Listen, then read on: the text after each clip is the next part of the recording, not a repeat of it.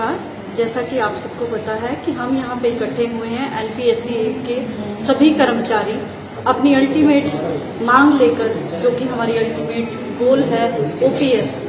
सरकार ने 2003 से जो है वो एनपीएस जो है वो कर्मचारियों पर थोपी है और कर्मचारी तब तक तो उसके पता नहीं था एनपीएस है क्या, लेकिन जब वो रिटायर होता है तो वो अपने आप को ठगा सा महसूस करता है, क्योंकि प्रत्येक कर्मचारी अपने भविष्य के लिए, अपने भविष्य को सुरक्षित करने के लिए ही गवर्नमेंट जॉब ज्वाइन करता है। लेकिन सरकार ने 2003 से हम पे एनपीएस थोपी है और हम सभी कर्मचारी जो हैं इस संघर्ष में इसलिए साथ जुड़े हैं, जिसकी कि आज चंबा में बचत भवन में मीटिंग है और इसी चीज का विरोध करने के लिए एनपीएस का। और हम चाहते हैं कि सरकार हमारी मांग को माने और ओपीएस जो है फिर से बहाल करें। इसके लिए मैं दो पंक्तियां कहना चाहूंगी। खोल दे पंख मेरे, खोल दे पंख मेरे, कहता है परिंदा। खोल दे पंख मेरे, कहता है परिंदा। ये जमीन नहीं है मंजिल मेरी, अभी उड़ान बाकी है। ये जमीन नहीं है मंजिल मेरी, अभी उड़ान बाकी है। ये जमीन नहीं है मंजिल मेरी, अभी उड़ान बाकी है। Thank you. एक बार फिर से सरकार से हमारा निवेदन है कि वो ओपीएस को पुनः बहाल करे और कर्मचारियों के भविष्य को सुरक्षित करे। धन्यवाद। नमस्कार, मैं जसजीत कौर, बनीखेत ब्लॉक महिला विंग से सीनियर वाइस प्रेसिडेंट। मैं आज यहाँ पर हम लोग जो साथी इकट्ठा हुए हैं उसका जिला कार्यकारिणी में इसका मकसद यही है कि 5 मई 2009 को जो नोटिफिकेशन हुई है उसके बारे में हम सरकार से ये मांग रखना चाहते हैं कि उस नोटिफिकेशन को जल्द से जल्द लागू किया जाए। जैसे कि इस कोरोना काल में हम अपने काफ़ी सारे साथियों को खो चुके हैं और उन साथियों की जो पारिवारिक स्थिति है वह बहुत ही मुश्किल है और उनको इतनी आर्थिक तंगी का सामना करना पड़ रहा है कि उनकी स्थिति को देखा नहीं जा रहा है। इसलिए मैं जयराम सरकार जी से निवेदन करती हूँ कि वो जल्द से जल्द इस नोटिफिकेशन को पूरा करने में हमें सहयोग दें और जो ओपीएस को लागू करने के लिए हम सभी साथी कार्यरत हैं, इसके लिए बहुत प्रयास कर रहे हैं, क्योंकि एनपीएस में जो है हमें बहुत धोखा दिया जा रहा है, सरकार के द्वारा हमें बहुत धोखा दिया जा रहा है और हमारा ही पैसा जो है वो हमसे एक तरह से छीना जा रहा है, जिससे कि हमारे जो साथी रिटायर्ड हुए हैं उनसे उनकी फैमिली की जो कंडीशन है बहुत मुश्किल है।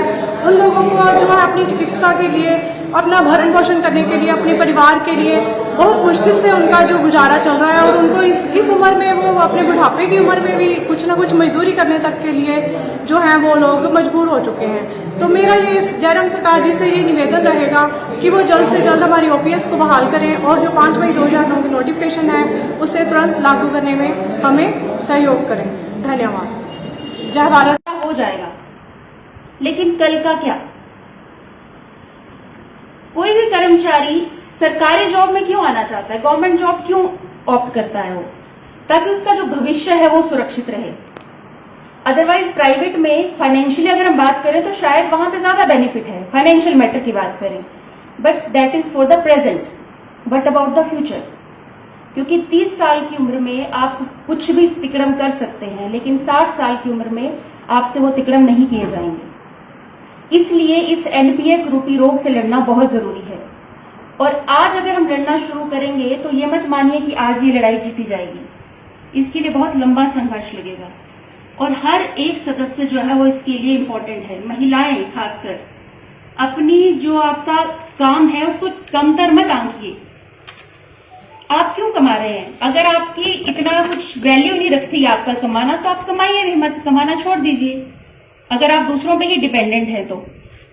लेकिन इस रोग से लड़ने के लिए हम महिलाओं को भी आगे आना पड़ेगा। जैसे हमारी वर्चुअल मीटिंग्स हुई थी उसमें भी एक हमने मुद्दा रखा था। जैसे बनीखेत ब्लॉक से हमारे पास एक अच्छा वो आया था सुझाव, ईच वन एड वन, कि हर एक जो महिला सदस्य है वो हर एक ग्रुप में एक व्यक्ति को जोड़ेगी और वही व्यक्ति ऑटोमेटिकली एनपीएस यूनियन के साथ जुड़ जाएगा हमारी, तो जिससे हमारे संगठन को मजबूती मिलेगी। इसके अलावा जैसे भी सर ने कहा, हर घर सदस्यता बहुत अच्छा ज्ञान है अगर हम इसको ऑप्ट करते हैं, क्योंकि देखिए कुछ लोग ऐसे होंगे जिनके परिवार में शायद आज कोई भी सरकारी जॉब में नहीं है, लेकिन कल को कोई ना कोई सरकारी जॉब में आएगा, पर हमें उनको बताना पड़ेगा। आप बिलीव नहीं करेंगे कि कुछ कर्मचारी ऐसे हैं जो अब भी इस बात को मानने को तैयार नहीं है कि एनपीएस एक रोग है, पर उनको समझाना पड़ेगा। हो सकता है किसी को समझाने में 5 मिनट लगे, किसी को समझाने में 5 दिन लग जाए, किसी को समझाने में 50 दिन लग जाए। तो हमें कभी भी हारना नहीं है, क्योंकि अगर हम हार गए तो हमारा ये जो पूरा संगठन है वो हार जाएगा। तो एक व्यक्ति के नाते हमें ये करना है, और साथ ही साथ एक सुझाव ये है कि हर व्यक्ति अपने ग्रुप में एक हमारे होते बेस्ट बडीज जिनको हम कहते हैं, कि अगर उसको मैंने कह दिया कि यहाँ उत्तर है तो वो कहेगा ये उत्तर ही है, उसको इस यूनियन में जोड़िए ताकि वो आपकी बात से बाहर ना जा सके, वो चाहते हुए भी एनपीएस ग्रुप को लेफ्ट ना कर सके। और उसके भी कोई ना कोई आगे 3 और मित्र ऐसे होंगे जिसको वो इस ग्रुप में जोड़े, तो हमें पूरी चेन रिएक्शन जो वो कर सकते हैं, जिससे हमारे संगठन को और मजबूती मिलेगी। इसके अलावा हर सदस्य जरूरी होता है। कुछ सदस्य अपना तन लगा सकते हैं, कुछ मन लगा सकते हैं, कुछ धन लगा सकते हैं, कुछ तन मन धन कुछ नहीं लगा सकते, पर हो सकता है विचार ही दे दें वो आपको। तो किसी को भी हमने पीछे नहीं छोड़ना है। मैं अच्छा काम कर रही हूँ ये सोच अच्छी है, पर केवल मैं ही अच्छा काम कर रही हूँ ये सोच अच्छी नहीं है।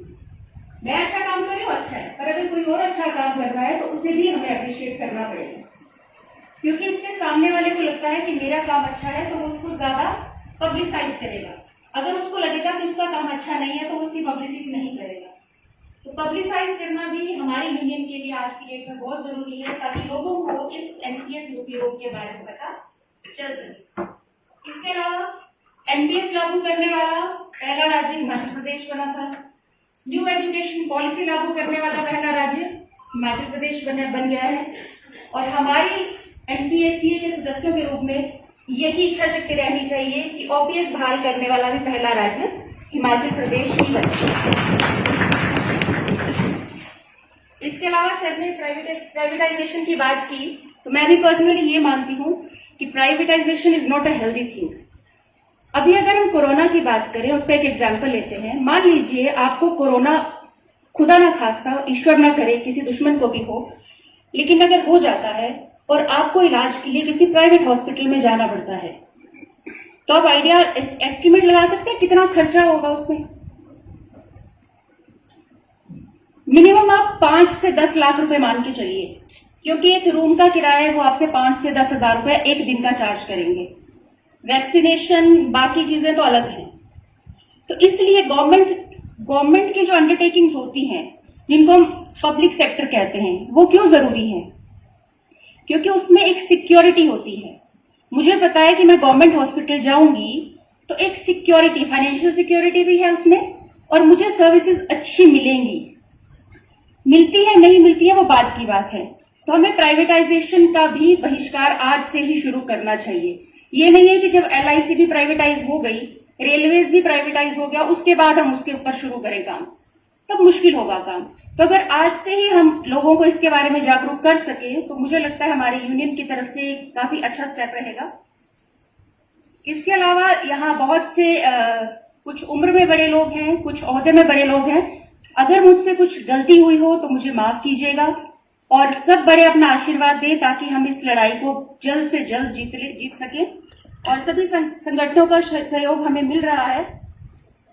तो बस इसी के साथ अपनी वाणी को विराम दूंगी। Stay safe, stay healthy, stay positive and stay United. Thank you.